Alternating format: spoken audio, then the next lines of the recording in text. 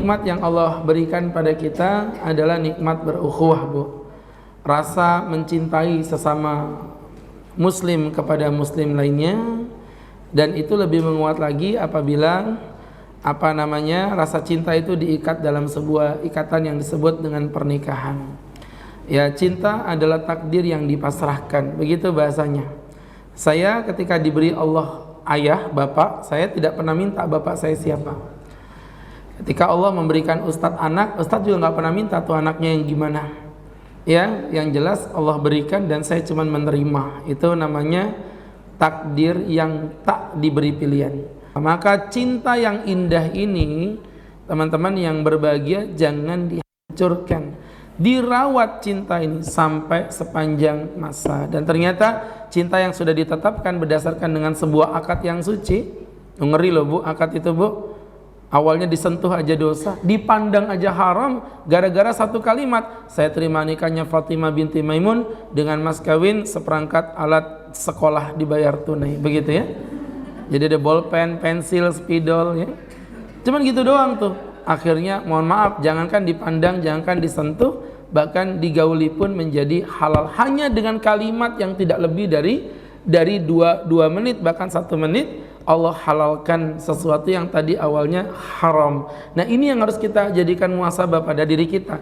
Kok ajaib banget kalimat ini mengikat cinta begitu dahsyat? Jawabannya simpel, Bu, karena kalimat ini langsung berasal dari Allah. Makanya waktu Allah mengingatkan kita kepada para lelaki terutama ya, ittaqullaha fin nisa, jagalah istrimu. Bertakwalah kepada Allah, jagalah istrimu. Kamu ambil wanita itu dengan kalimat Allah, wastahlaltum furujahunna, dan kau halalkan kemaluan mereka bikalimatillah, dengan kalimat dari Allah. Jadi artinya ini kalau kalimat bukan dari Allah, mustahil menghalalkan yang haram dalam satu ucapan. Jadi pernikahan udah dibangun dan kita udah membahas tentang itu, konsep-konsepnya semuanya udah lengkap. Nah, sekarang masuk poin berikutnya. Kenapa pernikahan ini, Pak Ustadz, ya, yang sudah dibangun ini, apakah bisa retak, bisa hancur? Bisa, minimal dengan 3 perkara. Apa, Pak Ustadz? Yang pertama, ketika kita disconnect dengan Allah, terputus hubungan kita kepada Allah. Rumah tangga yang dibangun di atas nafsu, mohon maaf ibu-ibu yang berbahagia, itu akan mudah lebih mengalami kehancuran. Ada hal yang menurut laki-laki itu baik, menurut perempuan nggak bagus.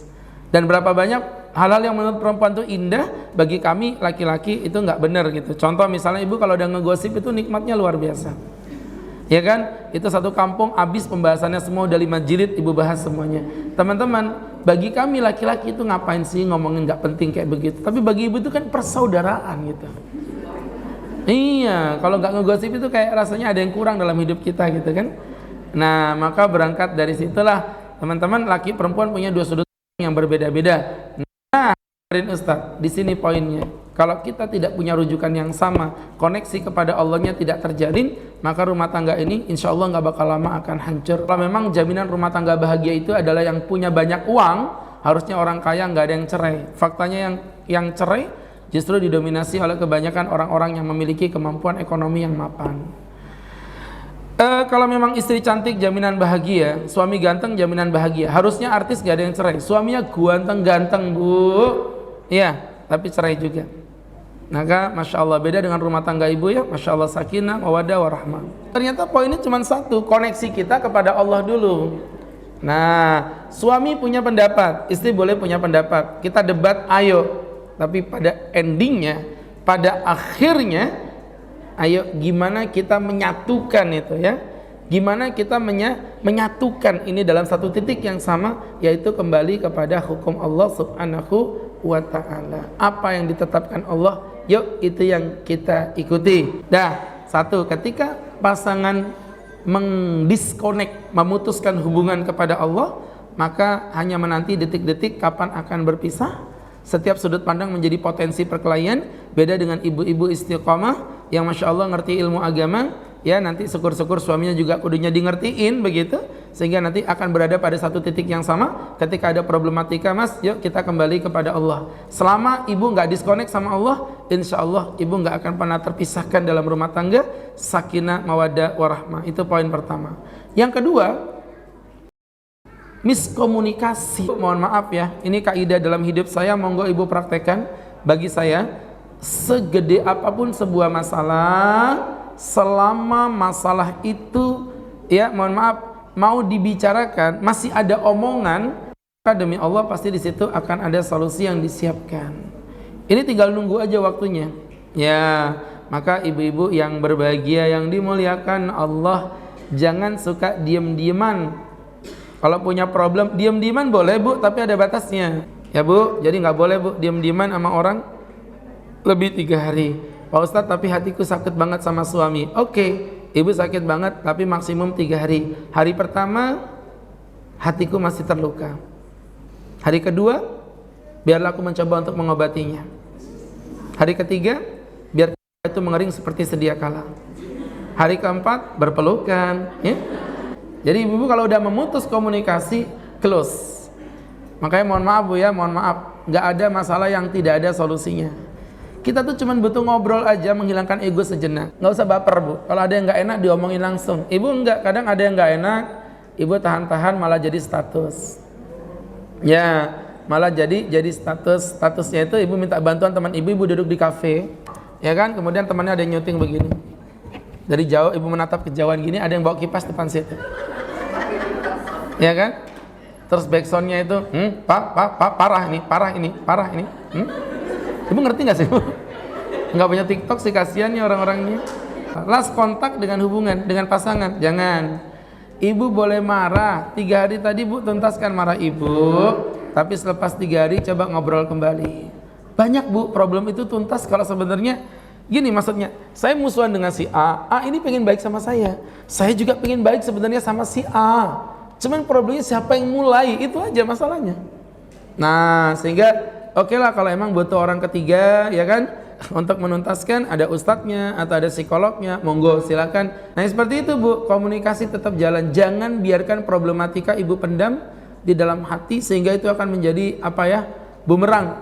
Ya di satu masa, di satu saat ibu kan suka gitu, ada masalah ibu simpan, nanti ada masalah lagi ibu simpan lagi, pas lagi marah keluar semua itu Bu, dari A sampai Z. Jangan. Ya, kalau kita lebih suka open komunikasi. Itu poin yang kedua. Kemudian poin yang ketiga, teman-teman hindari kata cerai. Jadi sebenarnya rumah tangga itu asalkan nggak ada kata cerai dan tidak ada yang menggugat cerai, itu akan tetap jadi rumah tangga. Teman-teman dengerin Ustadz ya, talak itu bukan dengan rasa, talak itu dengan kata. Selama tidak diucapkan kata talak, maka pernikahan itu akan tetap ada. Jadi teman-teman yang dimuliakan Allah, jadi jangan ada kata cerai Bu. Ya, dalam rumah tangga, abghadul halali ilallah talaq. Ya, seburuk-buruknya perkara yang halal itu kata Nabi adalah talak. Kenapa dikatakan seburuk-buruknya perkara yang halal? Dengerin Ustadz, ibu-ibu, ada kata-kata buruk. Ya, ada kata-kata buruk tapi ada kata-kata halal. Itu mungkin banyak orang bertanya ya, Tat, itu maksudnya apa sih? Buruk dengan halal itu kan dua kata yang saling bertabrakan. Gimana memahaminya? Gini Bu, kenapa Islam mengatakan talak itu halal? Karena itu kebutuhan. Oh ya, karena memang itu kebutuhan. Ada satu sisi di mana suami udah nggak ngerasa cinta sama istri, dan istri udah ngerasa nggak cinta dengan suami. Ini kalau dipaksakan yang terjadi apa ya? Yang terjadi itu kayak kita lagi menanam kemaksiatan dalam satu rumah tangga. Suami nggak nafkahin istri, dosa nggak Bu? Dosa. Istri nggak mau ngelainin suami, dosa nggak Bu? Dosa. Dua-duanya dosa dan diikat dalam pernikahan. Ngapain Bu? Ya, na'udzubillahi min dzalik. Nah di Islam kita fleksibel aja, enjoy aja gitu loh. Satu sisi halal tapi dibenci. Gimana itu maksudnya dibenci Pak Ustadz? Bahwa Islam menjadikan talak sebagai solusi yang terakhir. Nah konsep dasarnya supaya tidak ada semua ini, biasanya terjadi adalah perselingkuhan yang paling mendasar ya. Maka teman-teman yang berbahagia, ini ada sebuah kunci. Yang pertama, ibu-ibu dengerin Ustadz ya.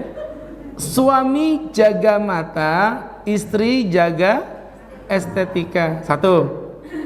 Yang kedua, istri jaga kelakuan, suami batasi ekspektasi dan harapan. Yang pertama, suami jaga mata, istri jaga estetika. Ibu disuruh dandan, Ibu disuruh dandan. Saya yakin nggak ada perempuan jelek, yang ada perempuan yang tidak dirawat. Tuh, mohon maaf, foto-foto artis, saya kadang browsing itu, apa namanya, misalnya Dewi Persik di masa lalu. Ya Allah, ibu-ibu lihat zaman masa lalunya dia. Iya, jadi artinya sebenarnya wanita itu backgroundnya cantik, asal dirawat. Makanya saya waktu ke artis, zaman apa, kajian-kajian di artis, ya Allah, mukanya mah bening-bening semuanya, dirawat. Beda sama yang kayak gini. Itu ada laki-laki bilang, Tat, aku kayaknya mau cerai, Tat, mau nikah lagi dengan perempuan lain. Terus saya tanya, emang kenapa mau nikah, mau cerai? Iya Pak Ustadz, karena menurut saya istri saya udah nggak cantik. Mas, gini Mas, kayaknya mohon maaf ya, kalau alasannya kayak gitu, andai kata wanita sedunia kamu kawinin sekalian, semuanya, demi Allah Mas, kambing betina itu akan nampak cantik di matamu. Paham maksudnya? Kenapa? Manusia itu nggak akan ada puasnya Mas. Jadi masalahnya bukan istrimu yang jelek, masalahnya kamu terlalu banyak kumpul dengan perempuan-perempuan yang cantik, itu masalahnya. Loh, saya sering lihat loh, kasus perselingkuhan itu sebenarnya istrinya lebih cantik dibandingkan dengan pelakornya, serius. Kalau sama-sama dandan. Yang jadi problem, pelakor itu mindsetnya mindset jihad.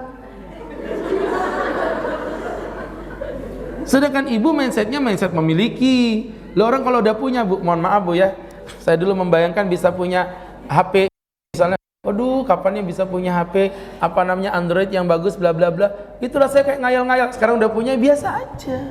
Itu kalau udah memiliki begitu tuh, ibu ngerasa suami ibu nggak mau dandan, cuek-cuek aja. Oh, emang dia suami saya Pak Ustadz, mau ngapain juga dandan? Ya Allah ya Karim. Bu, mohon maaf ibu dandan buat suami, memang tujuannya begitu. Jadi ini perhatiin ya teman-teman yang dirahmati Allah Subhanahu wa taala. Kalau ibu nyuruh suami jaga mata tapi ibu nggak mau dandan, itu bohong. Kayak dandan nanti pulang udah langsung Bu ya, ajukan anggaran sama suami untuk beli skincare. Bilang sama suami, Bang, kata Ustadz aku disuruh dandan depan suami, jadi tolong ini anggaran skincare-nya dikeluarkan, karena cantik itu mahal bro. Begitu. Yang kedua, wanita jaga kelakuan. Berarti ibu jaga sikap ibu dengan suami. Suami juga harus membatasi ekspektasi dan harapan. Karena kadang-kadang ada istrinya itu menurut saya udah bagus, tapi karena suaminya itu punya ekspektasi, harapannya terlalu tinggi. Makan minta disuapin, minum minta diminumin, sholat minta disolatin. Istri kita, saya bilang sama bapak-bapak itu ya, bukan orang yang sempurna, sebagaimana suami kita juga bukan orang yang sempurna. Tapi dari ketidaksempurnaan itulah kita belajar untuk menjadi orang yang sempurna ya. Oke, saya pikir clear tuh 2 poin tadi, kata kunci agar tidak terjadi perselingkuhan.